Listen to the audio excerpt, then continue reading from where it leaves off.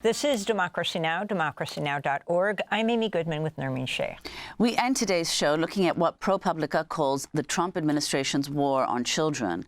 Their new report looks at how the so-called Department of Government Efficiency, or DOGE, is putting children at risk by cutting funds for investigating child abuse, enforcing child support payments, providing child care, and more. We're joined now by ProPublica reporter Eli Hager. So, Eli, lay out your findings. Well, it's probably been a little bit hard for people to follow all of these cuts across all of these different federal agencies. But one through line that we tracked at ProPublica is cuts to programs serving children. So across a lot of little known federal agencies with names like the Children's Bureau and the Office of Juvenile Justice and Delinquency Prevention, there have been cuts to both funding and services and staffing for child protective services, for enforcing child support orders, for child care and all sorts of programs. And the through line has been that those programs serve children.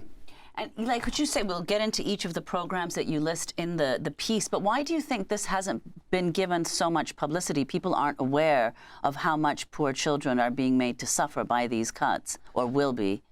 Right. Yeah. I mean, that's definitely true. I think one is just the chaos and the onslaught of cuts at so many different agencies. I think a number of these agencies are relatively anonymous, agencies that people haven't heard of, and they're also housed within very large departments like the Health and Human Services and Department of Justice, and these are smaller children's offices within those large departments. And I also just don't think people realize how much the federal government does for children's services and for administering things like CPS and adoption across the country and things like that. Let's start with Head Start. I mean, this is astounding.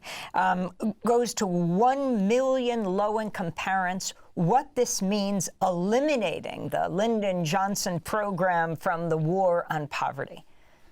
Right. There's Head Start in every community across the country. This would especially affect rural areas where often the Head Start program is the only child care facility or location in a whole town. And so 1 million working parents across the country wouldn't have anywhere to send their children during the day if Head Start were to be ended, which the president's budget calls for. Also, these Head Start program directors have been having trouble accessing their congressionally appropriated funds. They're being directed to a DOGE Defend the Spend website, which seems to be new. This, as Elon Musk calls for people to have more children, and they're talking about actually spending money, giving $5,000 apiece to women who give birth to children.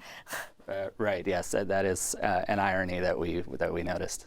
And you also talk about in the piece the other areas that have been impacted, including cuts to institutions that investigate child sexual abuse and internet crimes against children, responding to reports of missing children, and preventing youth violence. If you could elaborate on some of those, like under what organization or department do those fall? Right. So what we noticed was that it wasn't just cuts to kind of these more liberal-coded programs like support for childcare and direct assistance to lower-income families with children, but also these programs that have much more support across the political spectrum, like funds and staffing for investigating child abuse and child protective services. A lot of that is funded by the Social Services Block Grant, and the entire staff that delivers that block grant was laid off by Robert F. Kennedy at HHS.